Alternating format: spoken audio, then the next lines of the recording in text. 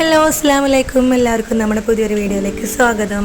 അപ്പോൾ ഇന്ന് വന്നിരിക്കുന്നത് എൻ്റെ ഉമ്മാൻ്റെ സ്പെഷ്യൽ റെസിപ്പി ആയിട്ടുള്ള അരിരത്തിൻ്റെ ഒരു ഈസി ആയിട്ടുള്ള ഒരു റെസിപ്പി പറഞ്ഞു തരാൻ വേണ്ടിയിട്ടാണ് കേട്ടോ. അപ്പോൾ ആദ്യം തന്നെ തേങ്ങയിലേക്ക് ഈ നല്ല ജീരകമില്ല, ചെറിയ ജീരകം, അതും ഏലക്കയും കൂടെ ഒന്ന് ചതച്ച് വെച്ചിട്ട് അതൊന്ന് മാറ്റി വെച്ചിട്ടുണ്ട്. പിന്നെ ആവശ്യത്തിനുള്ള മധുരത്തിന് ശർക്കര ഇതുപോലെ ഒരുക്കി വെക്കുന്നുണ്ട് കേട്ടോ.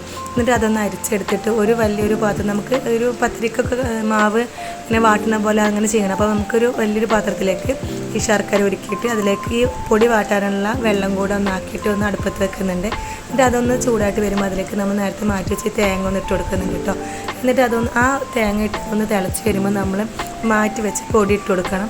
ഇത് ഇത്രയും പൊടിയാണ് നമ്മൾ ഇട്ടിരിക്കുന്നത്. നമ്മൾ സാധാ പത്തിരി പൊടി തന്നെയാണ് ഇട്ട് കൊടുത്തിരിക്കുന്നത്. നമുക്ക് ഇതാവുമ്പോഴാണ് വാട്ടി ഉണ്ടാക്കുമ്പോഴാണ് അതിൻ്റെ ടേസ്റ്റ്, ചൂടുവെള്ളത്തിൽ ഉണ്ടാക്കുന്നതിനേക്കാൾ നല്ല ടേസ്റ്റ് ഉണ്ടാവും വാട്ടി ഉണ്ടാക്കുമ്പോഴാണ് കേട്ടോ. എന്നിട്ട് ഇതുപോലെ ഒന്ന് ആ വെള്ളം തിളച്ച് വരുമ്പോൾ അതിലേക്ക് പൊടി ഇട്ട് കൊടുത്തിട്ട് നമ്മൾ പത്തിരിക്കൊക്കെ പൊടി വാട്ടില്ലേ അതുപോലെ ഒന്ന് വാട്ടിയെടുക്കുന്നുണ്ട് കേട്ടോ. മധുരം കുറവാണെന്നുണ്ടെങ്കിൽ നമുക്ക് ആ ശർക്കര പാനി ഇത്തിരി കൂടി ഒഴിച്ചു കൊടുക്കുക. കാരണം വെള്ളം കുറവുണ്ടെങ്കിൽ നമുക്ക് ഇത് കുഴക്കുന്ന ടൈമിൽ നമുക്ക് വീണ്ടും വെള്ളം ആഡ് ചെയ്തിട്ട് കുഴച്ചെടുക്കാവുന്നതാണ് കേട്ടോ.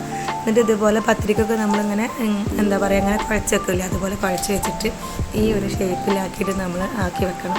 ഇങ്ങനെ ഒന്ന് പരത്തിയെടുത്തിട്ട് അതിൻ്റെ നടുവിൽ ഇത് അതുപോലെ ഒരു കുഴി പോലെ ആക്കിയിട്ട് അങ്ങനെ ആക്കി വെക്കണം കേട്ടോ. എന്നിട്ട് സാധാരണ എല്ലാ ഇതും നമ്മൾ പൊരിച്ചെടുക്കുന്നത് പോലെ ഒന്ന് എണ്ണയിലിട്ടിട്ട് വറുത്തെടുക്കുക. ഈസി ആയിട്ട് ഉണ്ടാക്കാൻ പറ്റും, നല്ല ടേസ്റ്റി ആയിട്ടുള്ള ഒരു അരിരം തന്നെയാണ്. ഇഷ്ടമാണെങ്കിൽ ഇതുപോലെയാണ് നിങ്ങൾ ഉണ്ടാക്കുക എന്നുണ്ടെങ്കിൽ ജസ്റ്റ് ഒന്ന് കമൻറ്റ് ചെയ്യുക. നമുക്ക് ഇതുപോലത്തെ റെസിപ്പീസൊക്കെ ഇനി ആവശ്യമുണ്ടെന്നുണ്ടെങ്കിൽ അതും കമൻറ്റ് ചെയ്യാം കേട്ടോ. അപ്പോൾ എപ്പോഴും പറയുന്ന പോലെ സപ്പോർട്ട് ചെയ്യുക. Thank you.